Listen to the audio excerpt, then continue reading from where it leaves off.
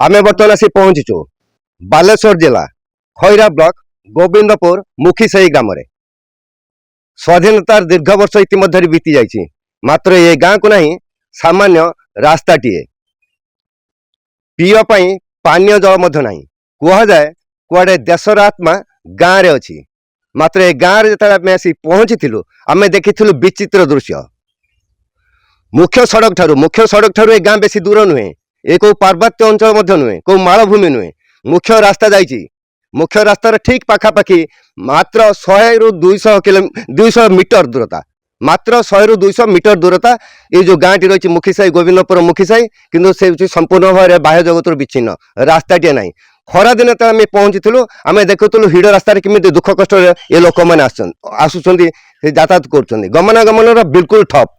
ये गाँ को जो पैसा आसूना ताहा नुहे ए गाँ को पैसा आसूची सरकारी पैसा आसूची किंतु ताहा होची बाटमरणा जो मुखीसाही गोविंदपुर जो मुखीसाही ता ना रे एबे आमे देखितलु फलक लागिची 5 लाख टका फलक लागिची मात्र काम होची भिन्न एक जगार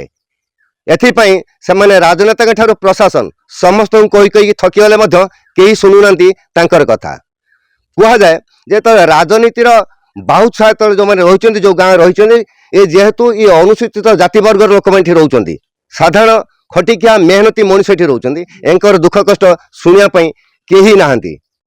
एठी सिमुला ब्लॉक सिमुला निर्वाचन मंडली ये सिमुला निर्वाचन मंडली जो निर्वाचन मंडली पंडा एवं पाणिग्राही कब्जा रही है परशुराम पाणिग्राही सी एवं तांको पुत्र मंत्री बर्तमान थिबा विधायक पदु पंडा सी आगुरी मंत्री थे बर्तमान जन वरिष्ठ विधायक बीजेपी दल डबल इंजिन सरकार मात्र ए गाँव को रास्ता नहीं कौन कहते से बाबद आम सहित जन माँ अच्छा कौन कहे माँ सारे आमर 70 वर्ष है आमर रास्ता नहीं आमर सार रास्ता दरकार कौन रास्ता नथिले कौन असुविधा होची छुआ सारे पाठ पढ़ी पारते जा पारनाती आमे भी जाई पारनो माने रोगी माने भी जाई पारने डिलीवरी पेशेंट भी जाई पारने सारे कौन ई गां को रास्ता होनी काई होनी हमर तो सब हम सारे कहउचनी हम रास्ता दमु भूट टाइम रे हमर दमु भूट थिबो मासे 15 दिन दमु रास्ता है जो नाली गुडी पकैमु सड़क पकैमु ए करिमु से करमु सारे ए कहू हमको ये करी भूट नै आउचनी आ भूट जीती वाला पर हमको पचारना तुम गानर के रास्ता काम पे पैसा आछि हां पैसा आछि ढेर थर आछि पैसा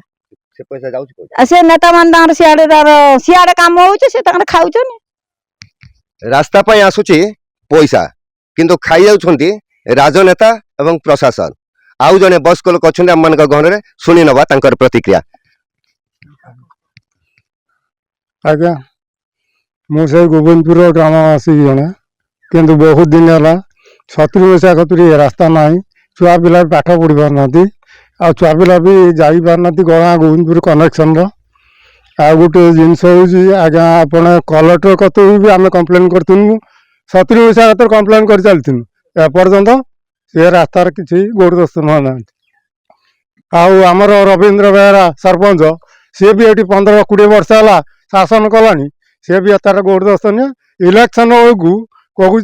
इलेक्शन पर करदेमी तापर ना एबे भी आम लुगा टेकिकी आगुरी भी कही जाऊँ एबे लुगा टेकी भी घर को से दिन से माने जाउथिले लुगा टेकी आज भी सेमती लुगा टेकी वर्षा दिने से माने जीवा आसिया करुछंती जने छोट पिला कोमलमती पिला आम मान गहन अच्छी आम देखा केमी कौन विद्यालय को जाऊँ कौन केमी कौन वर्षा हेले कादुअर जाऊँ 4 मास है आउ कौन करू खरा दिनिया तो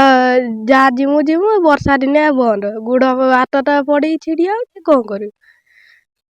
कौन केमी जाऊँ रे बाबा कादो होइकी जाऊँ पढ़ी पड़छ ठीक से ना पढ़ी पारनु कौन कहबो कहीं मुझे रास्ता दरकार तांकर रास्ता दरकार पिला माने कहउथिला आउ जण अछंती आम पाखर जने माँ अछंती सुनिबा से प्रकृति रे कोन केते असुविधा होचे रास्ता तो नाही आपन को गाँ रे केते माने दुख कष्ट रे आपन माने रहिसंती आज्ञा रास्ता नाही बोली छुआ पिला पानी रो भासिकरी होची फेरी आछंती सब प्रकार पानी नाही मो बड़वा ससुर जने 3-4 जन लोक आज्ञा हमर मरी गले आउ गाड़ी आसी पारलानी बोली 3-4 जन लोक आज्ञा मरी गले ए भली असुविधा हमर रहउची छुआ भासिकरी फेरी आछनी आमे छुआ को छांकी के आनुचू जाईकी अधवाटरू पानी बनर बिल बाटे जाई पारनाती रास्ता खंडे नाही बोली एतिकी हमको असुविधा होची आउ କେତେକ ବାଧାବିଘ୍ନ ହେବା ଯୋଗୁଁ ସେଠି କାର୍ଯ୍ୟକାରୀ ହେଇପାରୁନି। ଆମେ ବିଗତ ଦିନରେ ବହୁତ ଉଦ୍ୟମ କରିଛୁ ଏବଂ କିଛି କିଛି କାର୍ଯ୍ୟ କରି ସେ ମୁଣ୍ଡରୁ କରିକି ଏ ମୁଣ୍ଡରୁ କରିକି ଆସିଛୁ, କିନ୍ତୁ ମଝିଟା ସଂଯୋଗ ହେଇପାରୁନି। ଯେହେତୁ ବ୍ୟକ୍ତିଗତ ସମ୍ପତ୍ତି ଲୋକଙ୍କର ଅଛି, ସବୁ ଲୋକ ଦେବା ପାଇଁ ଏକମତ ହେଇପାରୁନାହାନ୍ତି, ଯେଉଁଥିପାଇଁ ଏଇ ବାଧା ସୃଷ୍ଟି ହେଇଛି, ରାସ୍ତାଟା ପୂର୍ଣ୍ଣାଙ୍ଗ ହେଇପାରୁନି। ଏ ବାବଦରେ କିଛି ଆପଣ ପ୍ରଶାସନକୁ କହିକି ଅବଗତ କରେଇ କେମିତି ହେଇପାରିବ? ବ୍ୟକ୍ତିଗତ ଜମି ଉପରେ ପ୍ରଶାସନକୁ କହି କିଛି ଲାଭ ନାହିଁ। ଯଦି ସହମତି ସୃଷ୍ଟି ହେବ ଆମେ ଚେଷ୍ଟା କରୁଛୁ, ଜମି ମାଲିକ ସହିତ ସହମତି ସୃଷ୍ଟି ହେବ ଯଦି ତାଙ୍କ ସଂଯୋଗ ହେଇଯାଇପାରେ। ଏମିତି ବେଳେବେଳେ ହୁଏ ଯେଉଁ ଗାଁକୁ ଲୋକମାନେ ରହନ୍ତି ସେଠି ସରକାରୀ ରାସ୍ତା ନଥାଏ, କିନ୍ତୁ ଯେତେବେଳେ ସରକାର ଚାହିଁବେ ଯେତେବେଳେ ଯେଉଁ ଗାଁକୁ ରାସ୍ତାଟିଏ କରିବା ପାଇଁ ପ୍ରତିବନ୍ଧ କିଛି ହେବ? ହଁ, ସରକାର ଚାହିଁଲେ ସହମତି ଜନସମର୍ଥନ ଯଦି ନ ଆସିବ ସରକାର ଚାହିଁଲେ ବି କିଛି କରିପାରିବେନି। ଗାଁ ଗହଳିର ଲୋକମାନଙ୍କର ରାସ୍ତା ପାଇଁ ସରକାରଙ୍କର କୌଣସି ବ୍ୟବସ୍ଥା ନାହିଁ ଜମି କିଣିକି ରାସ୍ତା କରିବା। ତେଣୁ ସହମତି ଲୋକଙ୍କର ସହମତି ସୃଷ୍ଟି ହେଲେ ସରକାରୀ ଉଦ୍ୟମରେ ପ୍ରୋଜେକ୍ଟ ହେଇପାରିବ, ଯେଉଁଥିପାଇଁ କି ସେ ରାସ୍ତାଟି ମୁଖିସାହି ରାସ୍ତା ସେପଟରୁ କିଛି ବାଟ ଆସି ଆସିଛି, ଏପଟରୁ କିଛି ବାଟ ଚାଲି ଯାଇଛି, ମଝିରେ ଆଉ 200 ଫୁଟ ଖଣ୍ଡେ ଫାଙ୍କା ଅଛି, ଯେଉଁଟାକି ଲୋକଙ୍କର ସହମତି ସୃଷ୍ଟି ହେଇନାହିଁ। ସହମତି ସୃଷ୍ଟି ହେଲେ ହେଇଯିବ। ସହମତି ସୃଷ୍ଟି ପାଇଁ ଆପଣ ପ୍ରଚେଷ୍ଟା କରିବେ? ଆମେ ଚେଷ୍ଟା ଚଲେଇଛୁ, କିନ୍ତୁ ଲୋକଙ୍କୁ ନେଇକି କରିବାକୁ ପଡ଼ିବ। ତେଣୁ ଲୋକ ଯଦି ସହମତି ନ ଦେବେ, ତେଣୁ ଇଏ ବ୍ୟକ୍ତିଗତ ସମ୍ପତ୍ତି ଆଣିବା ଆମ ପକ୍ଷେ କଷ୍ଟ ହେବ। ଏବେ ପ୍ରଶ୍ନ ଉଠୁଛି, ଏ ଗାଁକୁ ରାସ୍ତା ଆସୁଛି, ପ୍ରତିବର୍ଷ ପଇସା ଆସୁଛି, କିନ୍ତୁ ପଇସା ବାଟମାରଣା ହେଉଛି। ଆମେ ଯେତେବେଳେ ଆସୁଥିଲୁ ଏ ଗାଁକୁ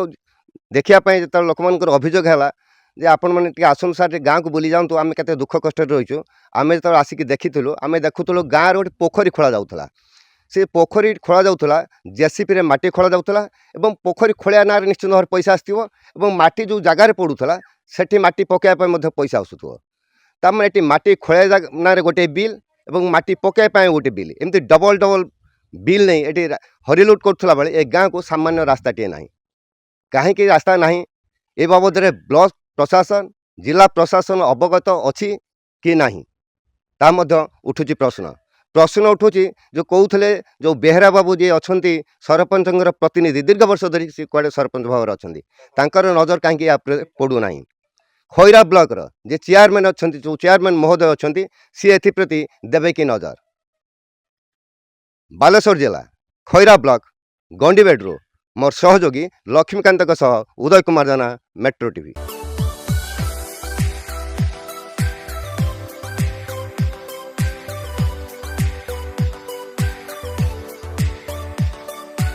हॉलमार्क ऑर्नामेंट्स स्वप्नरू सत जाए।